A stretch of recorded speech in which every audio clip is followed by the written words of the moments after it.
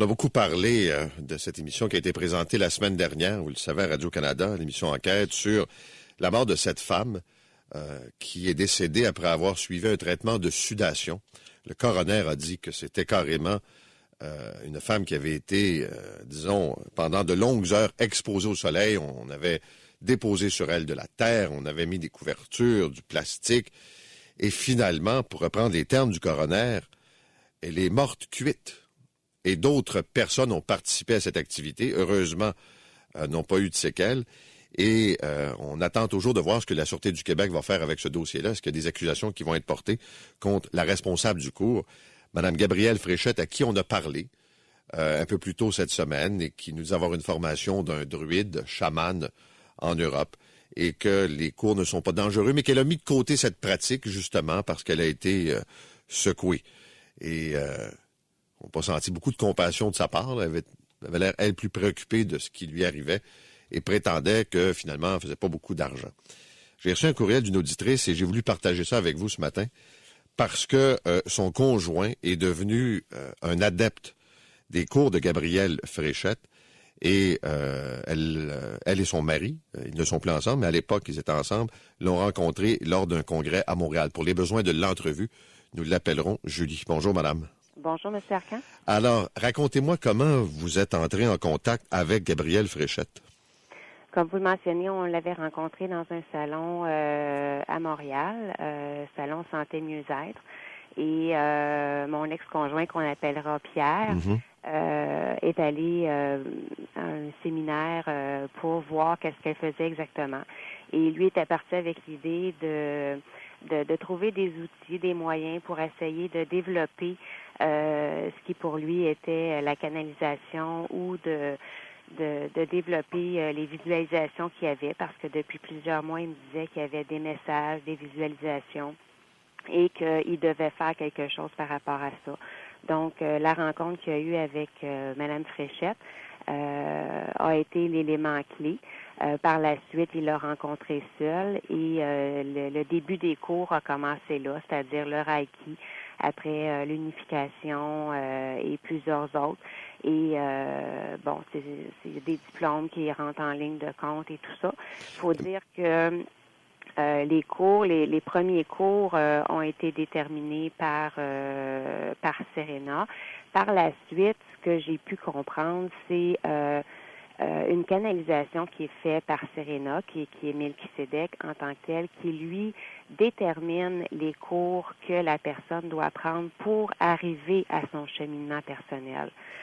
Dans le cas de Madame Lavigne, ça a été une chose. J'ai vu dans l'entrevue qu'elle lui avait mentionné, tu dois faire de la sudation, de la respiration pour pouvoir arriver à ce que tu veux faire. Dans le cas de Pierre, c'était différent. Donc, c'est elle qui détermine ce que la personne qu'elle a devant elle a besoin. Oui, c'est en plein ça. Lui voulait vraiment foncer pour développer la canalisation, pour pouvoir canaliser lui aussi. Alors, souvent, les contrats que vous voyez, le contrat qu'on a vu qui peut coûter à peu près 20 000 ou 30 000 c'est des cours qui sont déterminés par Melchisedec. Il dit, toi, tu dois suivre ce cheminement-là pour pouvoir arriver à faire ce que tu veux faire. Mais vous, est-ce que vous avez assisté à ces rencontres? Est-ce qu'il a tenté, votre conjoint de l'époque, de vous amener rencontrer Mme Fréchette? Oui, bien, c'est certain que lui voulait que je chemine avec lui. C'est que vu que lui voulait faire la canalisation, celui qui canalise a toujours besoin d'un directeur de transe. C'est-à-dire que c'est une personne qui est à côté parce que certaines personnes canalisent inconscient, voulaient que je sois à côté de lui, suivre tous les cours et tout ça. C'est sûr que j'ai assisté à 2 ou 3 canalisations de Melchisedec pour voir qu'est-ce que c'était, parce qu'à l'époque, tu dis, bon, mais OK, je vais essayer de faire un effort pour essayer de comprendre, mais bon, ça n'a pas fonctionné, puis c'était très, très clair que non, je voulais pas. Pourquoi vous n'avez pas accroché à ça? Ça me rejoignait pas tout simplement et j'y crois pas. J'y crois pas pour moi-même. Je peux pas dire que je crois pas. Je peux pas dire que Pierre avait pas le potentiel pour faire quelque chose. Je suis quand même sceptique envers tout ça.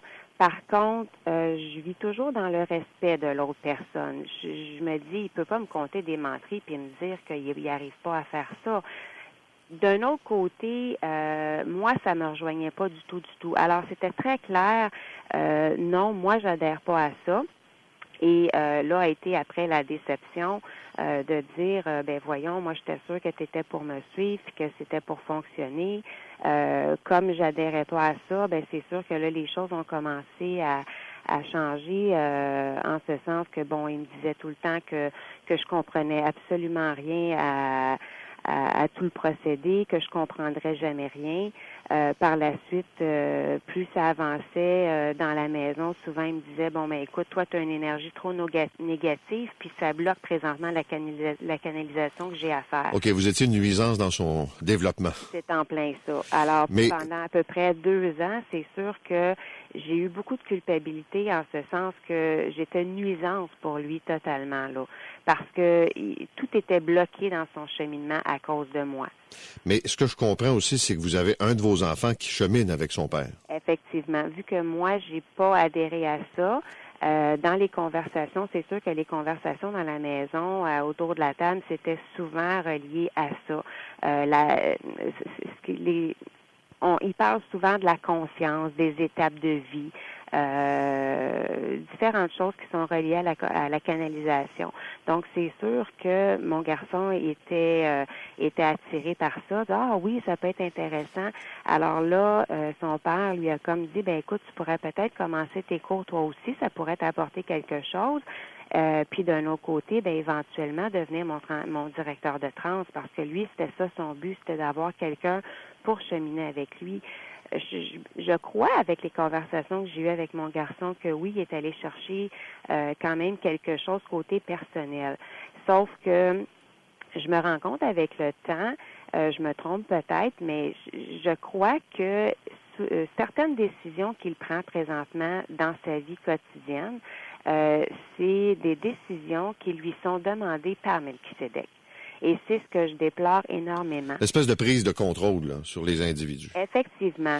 Mais est-ce que votre conjoint ou ex-conjoint a dépensé beaucoup d'argent dans des cours et dans des formations de tout ça? Oui, énormément. Ben, je peux pas vous donner le montant parce que c'est lui vraiment qui gérait tout ça, mais c'était des 2 semaines, des fins de semaine intensives. Je pourrais dire, si c'est pas aux alentours de 15 000, c'est sûr que c'est plus haut que ça. C'est des montants quand même assez importants. Bon, en tout cas, on va voir ce que la Sûreté du Québec va faire dans le cas de Mme Lavigne. Merci beaucoup d'avoir été avec nous ce matin. Ben, ça me fait plaisir. Passez une bonne journée. Au revoir, vous aussi. Julie, donc, c'est un portrait sur le cheminement de ces activités. Ça découle d'un événement qui est survenu au mois de juillet. Enquête a ramené ça dans l'actualité la semaine dernière. Et là, on va voir si des accusations seront portées. Mais j'ai reçu pas mal de témoignages de gens qui ont été confrontés directement ou indirectement. Puis ça revient toujours un peu à la même chose. C'est-à-dire qu'il y a une capacité extraordinaire pour des gens d'exploiter la naïveté. Et je vais vous donner un exemple rapide ce matin, si vous permettez. Dans le Journal de Montréal, une pleine page. Puis quand on sait combien coûte une pleine page dans le Journal de Montréal, là, on parle des gens qui ont certains moyens. Et savez-vous quoi? Je suis convaincu que ça va être rentable pour les gens qui ont acheté cette pub. C'est un médium qui vous demande d'envoyer par message texte nom, adresse, code postal, date de naissance et d'indiquer le numéro du problème. Parce que dans la pub, il y a une série de problèmes, puis chaque problème est associé à un numéro.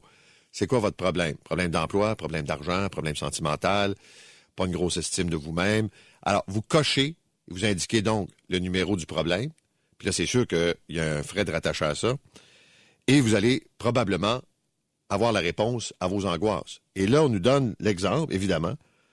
J'ai écrit au médium René Carsanti, sans trop y croire, et 3 semaines après, j'obtiens 28 000. Vous imaginez-vous le nombre de poissons qui vont répondre à cette annonce-là? Je sais, vous vous dites, ben voyons donc. Personne ne va écrire. S'ils sont capables de se farcir une page de pub dans le Journal de Montréal, avec un paquet de témoignages, avertissement aux lecteurs, hein? Il y a des gens qui n'auront jamais de chance dans la vie. Ils veulent juste quand même vous mettre en garde d'un coup que ça n'arrive pas, là. Et là, vous avez... Et le monsieur est à Kirkland, puis il ramasse de l'argent comme ça. Je peux pas croire. Un médium dans le Journal de Montréal, pleine page, pas une petite